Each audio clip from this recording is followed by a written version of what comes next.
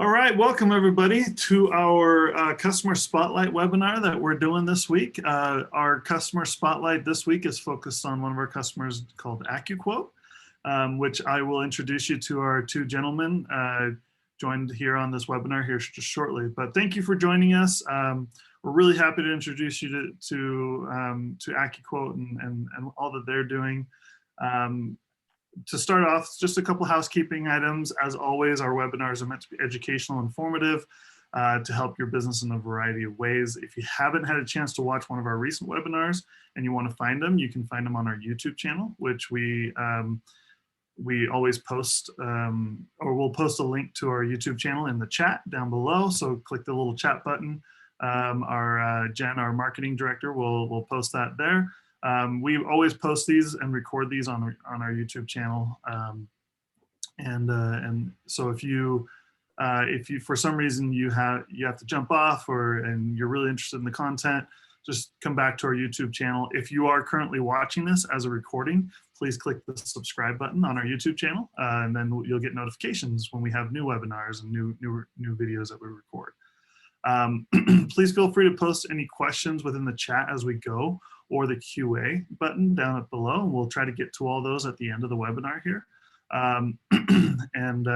You know, if it's pertinent, we may answer the questions as we go. We'll try to we're going to keep our content to about 30 minutes today. We'll try. We've got you know, if everyone's not too long-winded, but so you guys can all get back to what you do best, which is selling life insurance. But we'll try to stay on as long as there are questions, unless there's a crazy amount. But so first of all, my name is Lasse Young. Many of you probably know me. I'm the Chief Revenue Officer here at IXN. But let's jump right in to our topic today. Like I said, today's webinar is a customer spotlight of one of IXN's customers with a really unique approach to the life insurance market. Today we are joined by two members of the Accuquote team. The president and COO, Jeremy Hewitt. He's the good-looking guy with the bald head. The other good-looking guy with the bald head, I should say. And our CTO, their CTO, sorry, Sean Taylor, who's the good-looking guy without the bald head, with the bald chin. So thanks for joining me, guys. We're very happy to be here. Thanks for having us. So tell me a little bit about, or tell the audience, because obviously I know who Accuquote is, but tell the audience a little bit about Accuquote and what makes you guys tick. Sure. Accuquote, we're a direct marketer. At least that's what we're commonly referred to as. We're actually, though, I think maybe a better descriptor is we're a tech-enabled distribution engine. We distribute life insurance, tons of it. We've been around since you know, the early 90s. Byron Udell's our founder. He was one of the first to the web, and we've been building our business ever since. We've been at it for a really long time, although in the last few years we've really made some dramatic changes in order to compete in the current environment. What makes us tick? We love life insurance. We believe hardcore in the value proposition that we offer to the marketplace. We sleep like babies knowing that we're protecting families every day. We're also, I think, a little bit neurotic or crazy with regards to optimization, and just we're kind of laser focused on creating the ideal way to buy and sell life insurance. Gotcha. Awesome. So, you know, you guys have seen some pretty significant growth here over the years. And despite the 2020 economic climate that we've seen, you know, over our conversations, that's my understanding. You know, tell me a little bit about that growth. You know, what makes you guys tick, and what you guys love there, and how that plays into your growth, and how technology has played a role in that growth for you guys. Because I know you guys are, you know, like you said, you're very tech forward agency, very different approach than the traditional BGA or agency that's out there. Tell me a little bit about your growth and how that technology has played that role. Yeah, growth has been our strategy for years, and scalable growth, like creating an opportunity where we can actually really scale the business. So that's kind of worked its way into our corporate strategy and our technology timelines and roadmaps and all of those things. Last year was interesting because, of the obvious COVID impact on the world. But technology and Sean's good work literally paved the way for us to, we doubled our revenue last year. We were probably 95% on premise, everybody coming to the office every day. And within 72 hours, I turned on a dime, 100% were working at home within 72 hours. I'll say that again. I'm incredibly proud of that. And then we broke records in March and April. I mean, we were selling, our tails off, and it was pretty much, I mean, it was all because of the technology and the roadmap that we had designed. A little luck in there too. Well, yeah, I mean, you guys, being kind of what I see you guys as is a little bit of a visionary in the industry, like kind of looking ahead, what's the future? I think a lot of agencies struggled last year. So technology was a big, and a lot of those go out and purchase technology, but you guys have a little bit of a different approach. You build a lot of your own technology, right? Yeah, we've built everything. Sean, you want to talk about what we built? Yeah, I mean, really, most broadly, I'd kind of talk about it touching on three main areas. So you got a lot of the construction that's gone into the direct-to-consumer side, digitizing that integration with carriers, and then bringing them the customers through a journey, and an online journey where they typically start their research or other things, and sometimes even try to buy a policy. What we discovered is that the agent still plays a very important role in that process. So how do we incorporate the agent experience with the direct-to-consumer experience as effectively as possible? How do we route our the journey? How do we customize? We customize all the questions that happen in an online digital journey. They're reflexive. They lead people down a journey that's meaningful to them. Then we have an analysis portion where we sit there and kind of crunch the numbers and look at how the consumer is going through that experience, and whether or not they're dropping off or successfully ending up buying a policy or getting transferred to an agent. So that's really what I'd call like the click side, the consumer experience side, where they're clicking through a journey and they're really self-serving at that point. Then you have what I would call the lead side, and that's really how we're handling the leads behind the scenes. How are we taking those clicks, converting them to leads digitally? How are we buying and selling leads on the marketplace to drive down our cost of acquisition?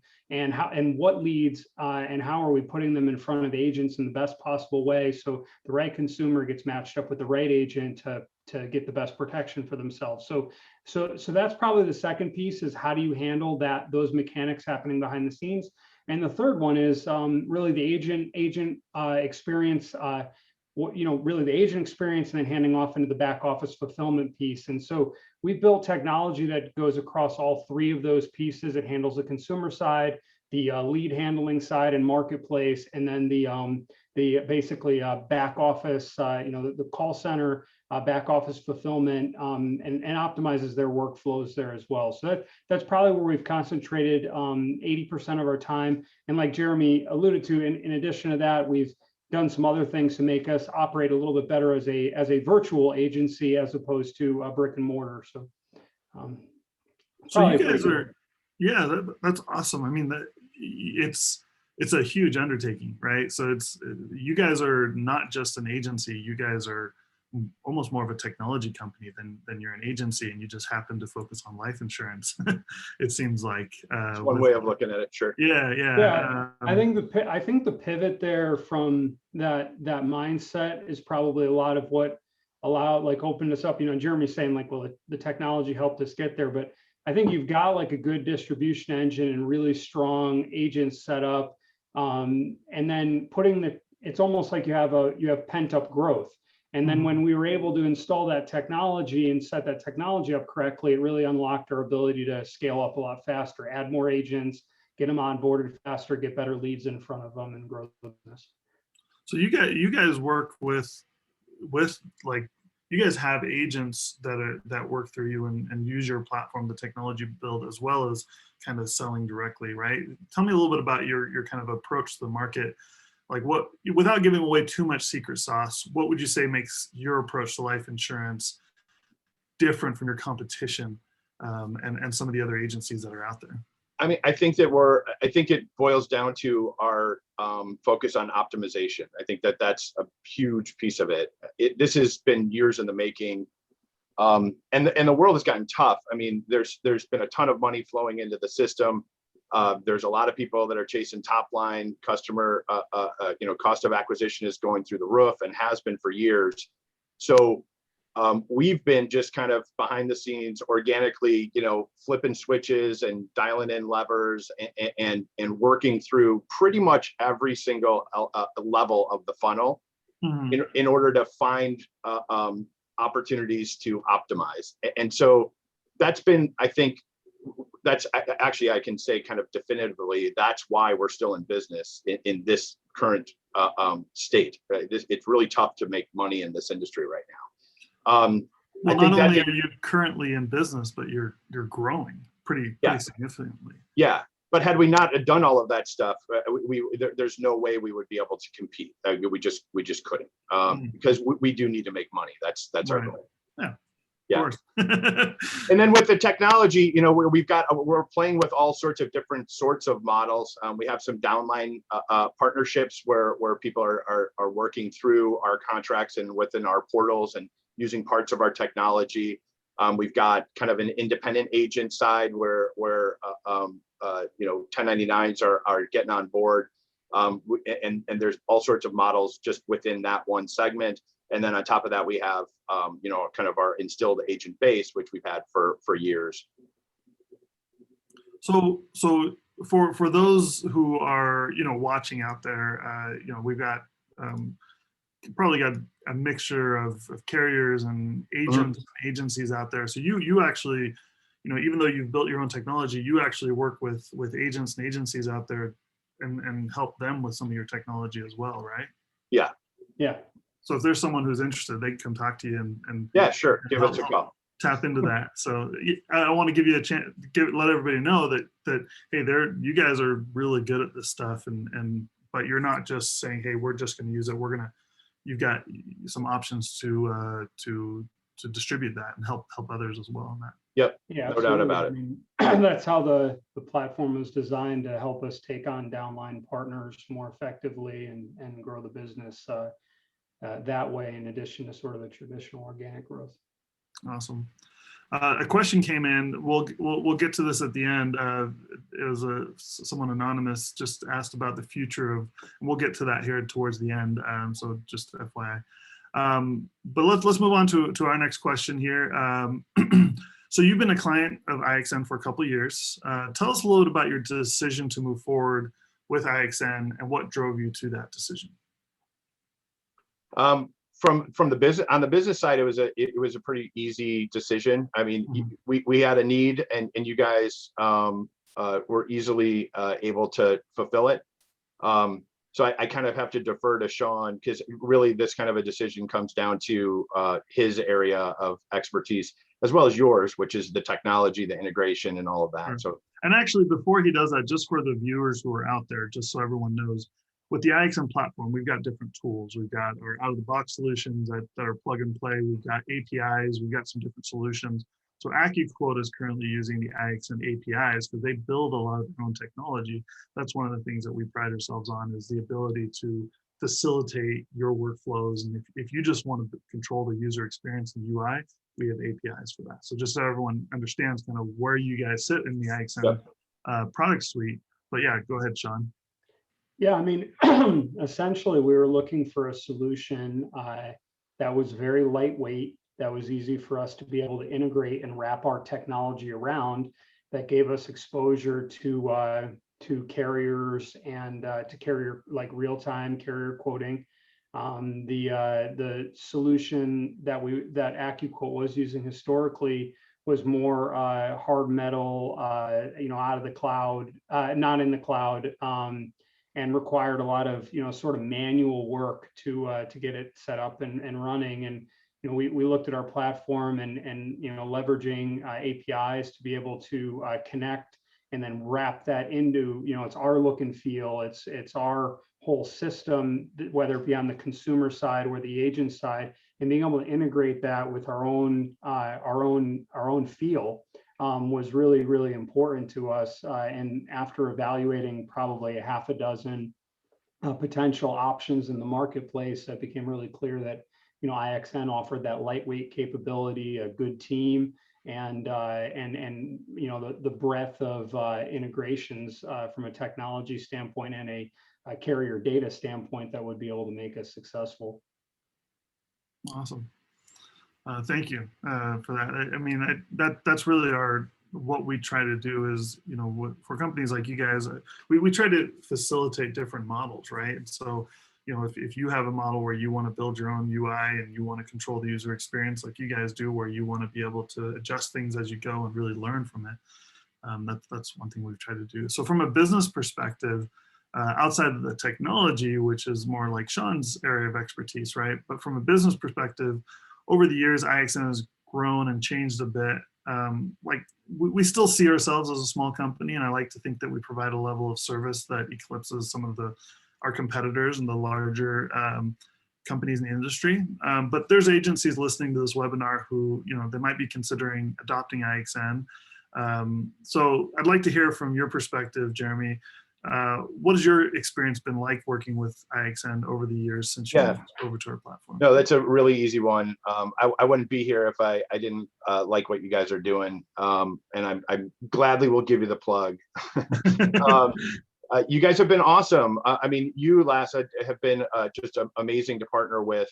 But IXN in general, I mean, our needs have found our way or their way to your roadmap, which has been, I mean, that's the key, right? What more can you ask for? It's, I'm a customer. I have needs that go beyond what your typical solution looks like. Can you help me? And the answer has been yes, kind of over and over in the last couple of years. I mean, you've stood up a whole bunch of additional carriers for us. You've done some integrations for us. You've added a whole kind of product line for us. You've done a lot. So I can't say enough about the just kind of business relationship that we have.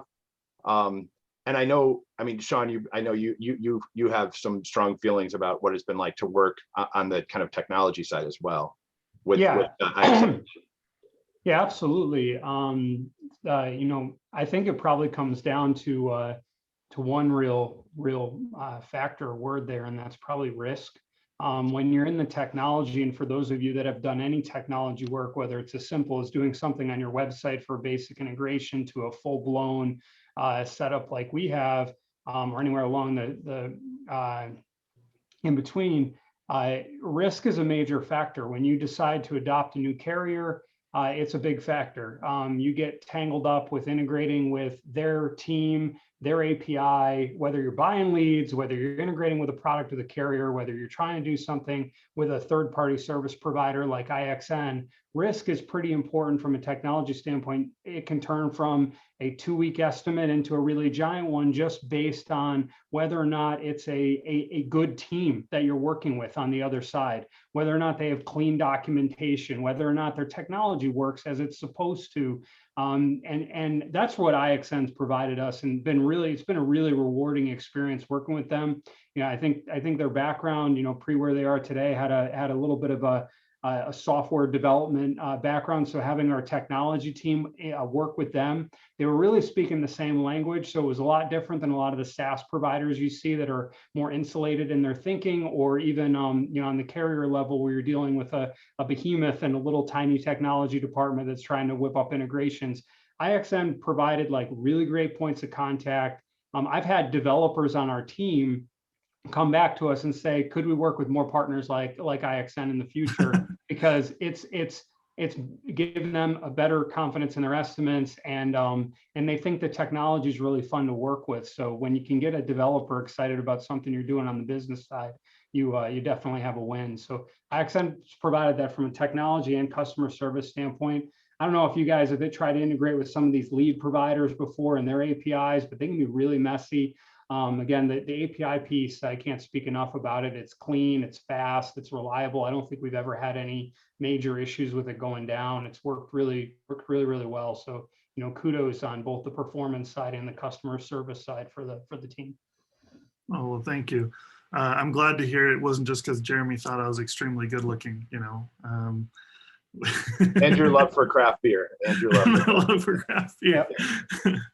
And just so everyone knows, I did not pay them to say any of that. No, it's just a reduction in our bill. That's work it in while it's on the recording. Yeah, you got to put that in there. You're fishing there. You're fishing a little bit. Yep. So thank you guys. That means a lot. We definitely focus on trying to create a good user experience for our customers, like any tech company should, I think.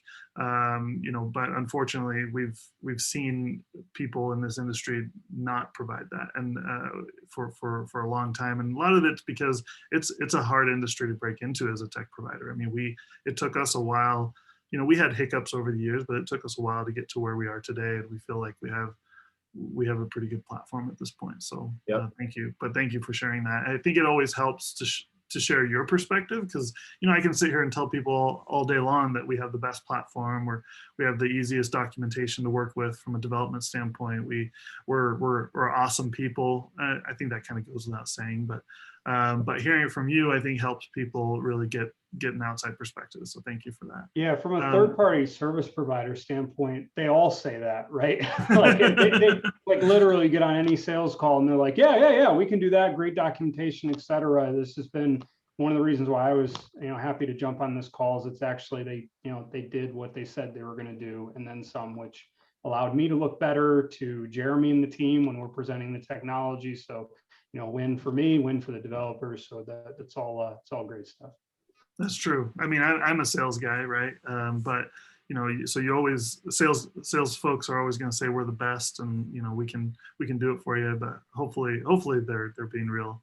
But the execution of it is where it really comes into play. Is both sides of it. So this question's a little bit for both of you. For those joining the call, perhaps considering their own kind of online platform, or considering doing something similar to what you guys are doing, what advice would you give? good luck.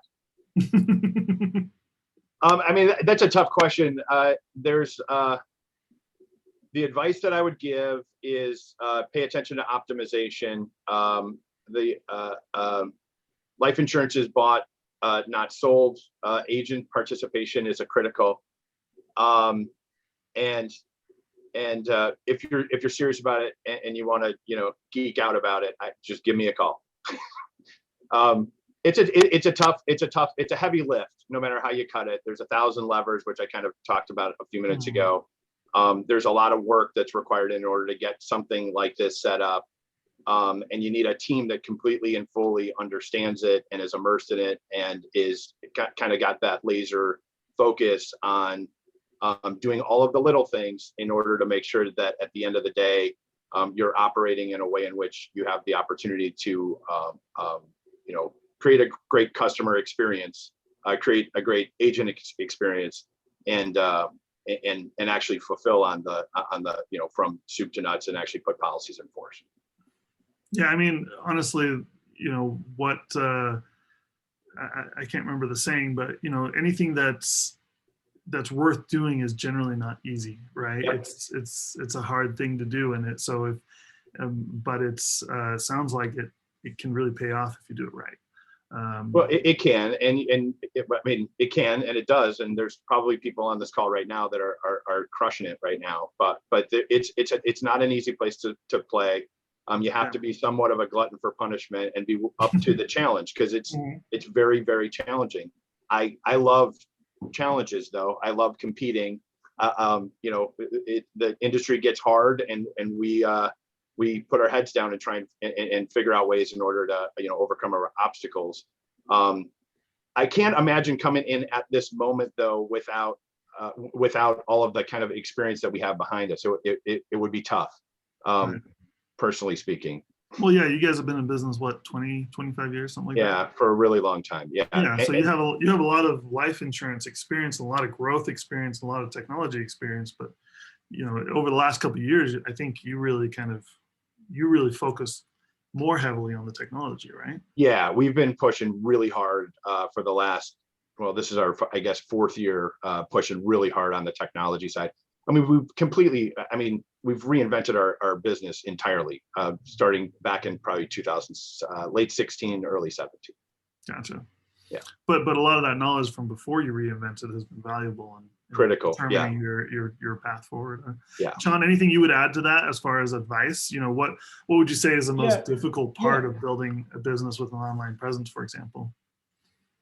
Well, I think not to, as much as I'm always excited about the technology. I think that one of the things that, I've seen, and you can see in the marketplace by looking at some of these really well-funded startups with hundreds of millions of dollars that are flaming out, is that, I think that there was a little bit of a judgment call made that, hey, well, people are just willing to buy all their insurance online, just like they buy car insurance, and they're willing to do it without talking to an agent most of the time. And, life insurance is a very personal decision. And I think what I've seen from these other players in the marketplace compared to Accuquote, and probably compared to a lot of the people on this call, is that losing that human connection or not optimizing for that is pretty critical. So it's easy for technology to take a lot of the credit when you put technology into an organization that has really good people and focuses on optimization, the two things that Jeremy's pointed out. That's a layup for technology.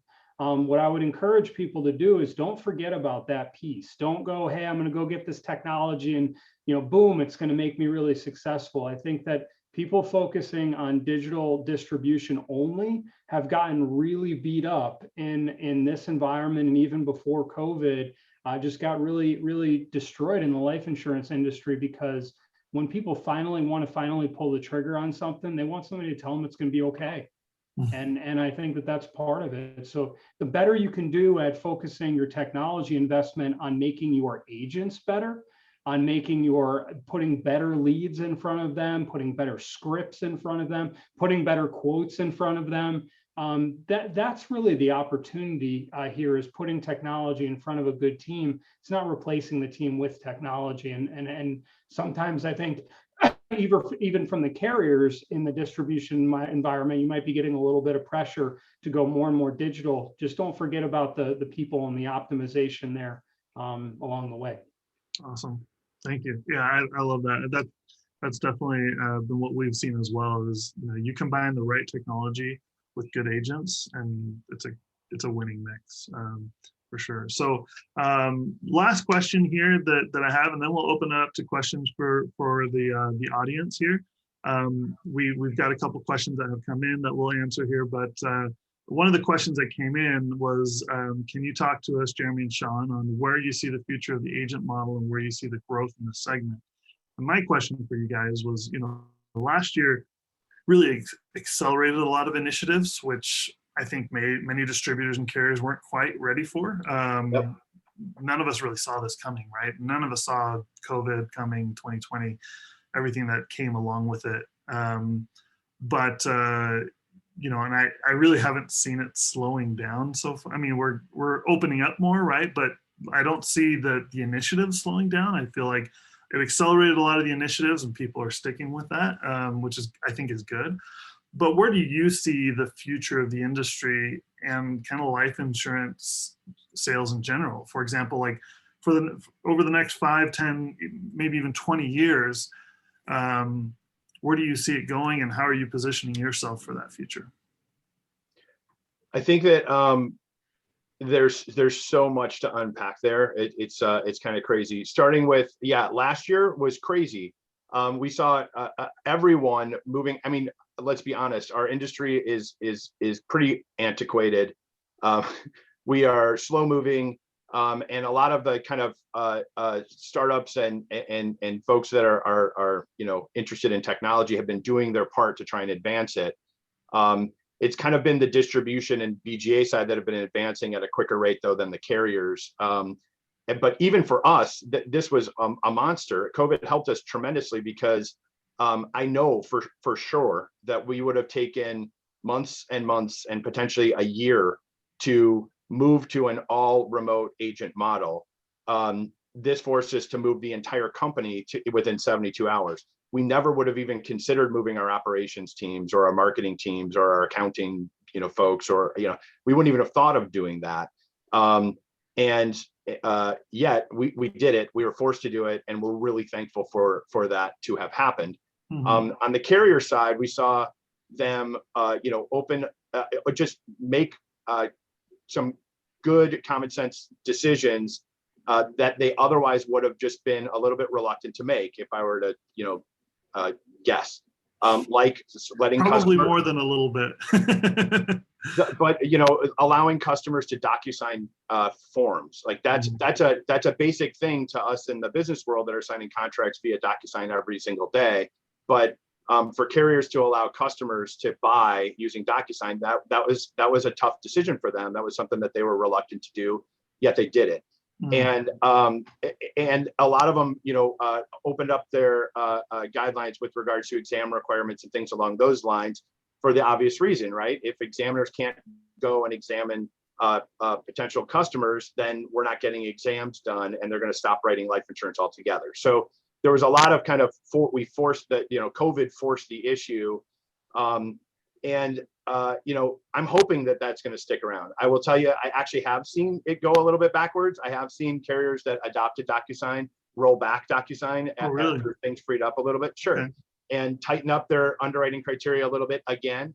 But at the end of the day, I think it was a much needed, and it was a much needed push, just kind of industry wide, for people to kind of advance in their thinking about the ways in which we can utilize technology to optimize this industry.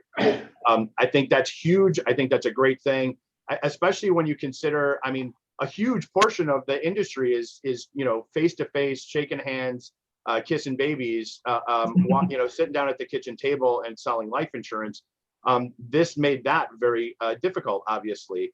And so it forced kind of everyone to look at, okay, what are our options? How can technology play a role in this industry? And how can I, in many cases, save my business? So I think we all kind of got a nice little slap to the head. Like, this is an opportunity. We should probably take advantage of it and learn something from it.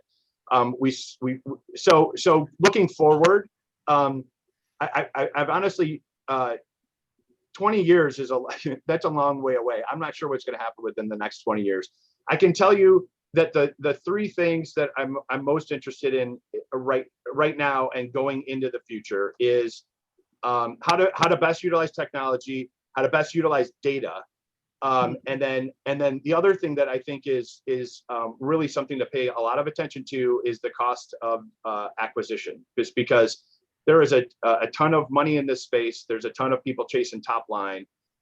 Cost of acquisition has gotten a little bit out of hand, pretty much across the board.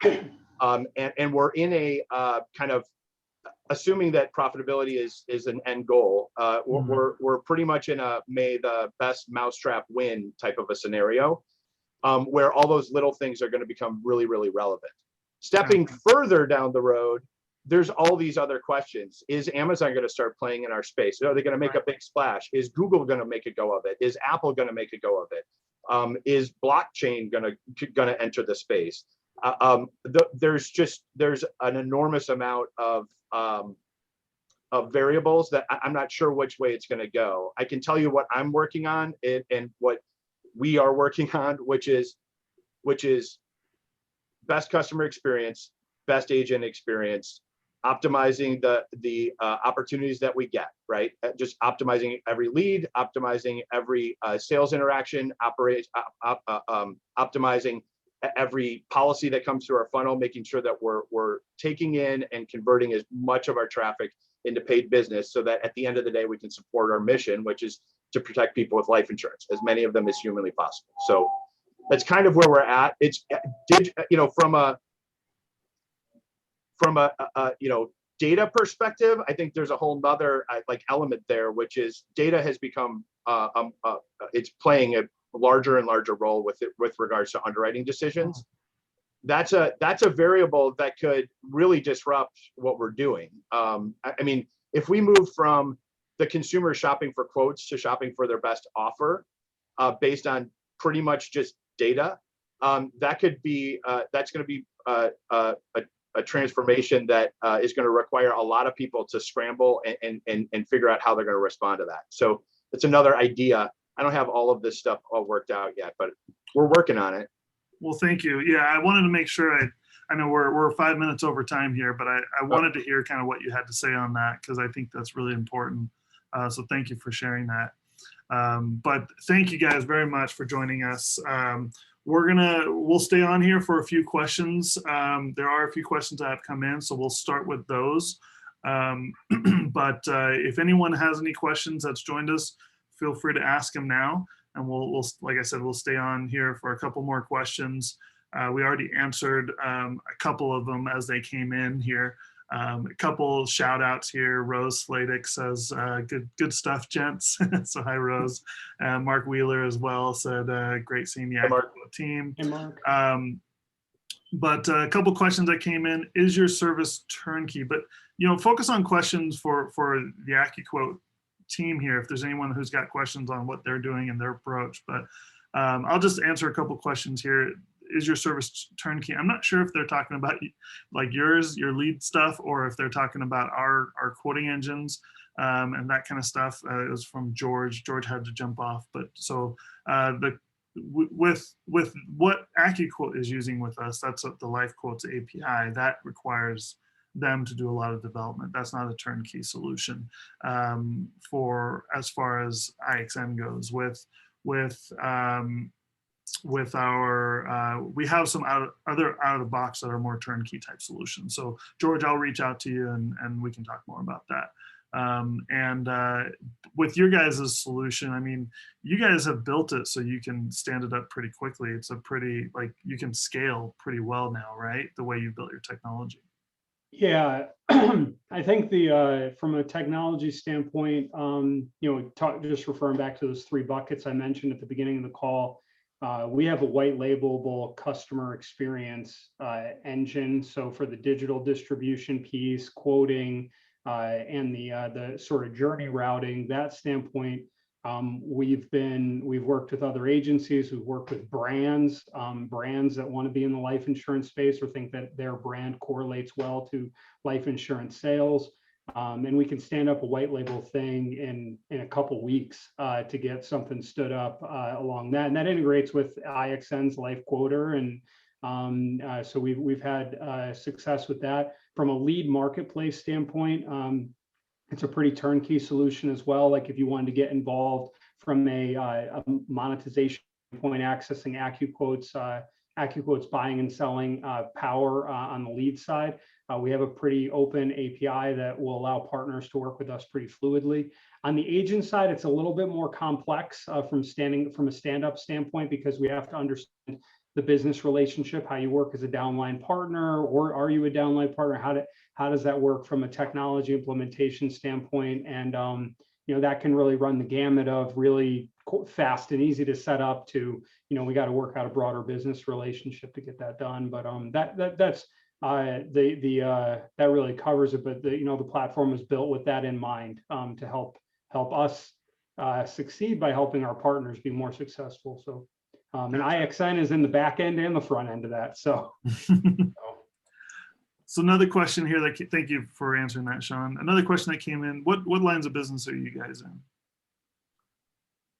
Yeah, I mean, we're selling life, some health, disability, long-term care, and then some ancillary products.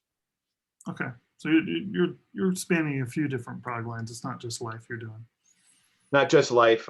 That's going to continue to be a focus for us. We're growing the other kind of sides of the business and have been for the last year or so in a bigger way. Gotcha. All right. Well, cool. Looks like that's all the questions. Thanks again, guys, and congratulations on your growth and everything you guys are doing. And we look forward to continuing to support you. So thank you for joining me, and thank you for taking the time. And then thank you for all of you who jumped on here with us today. We had quite a good group of people joining us. Join us next time. We have another webinar coming up here in the next couple of weeks, talking about a new carrier direct e-ticket that we're launching. with one of the nation's top insurance carriers. So come join us for that. You won't want to miss that. Also, if you're interested in a private demo of the IXN platform, I will post my contact information here in the chat as well. And feel free to reach out. But you can also just go on our website at ixn.tech, and that'll come to us, and we'll reach out to you or chat us right now and let me know if you're interested in reaching out. But thank you again. Thank you for joining us. Thank you guys to our panelists and everyone who's been involved. So stay safe out there, everyone, and make it a great day. Thanks. Thanks. Thanks, everybody. Bye.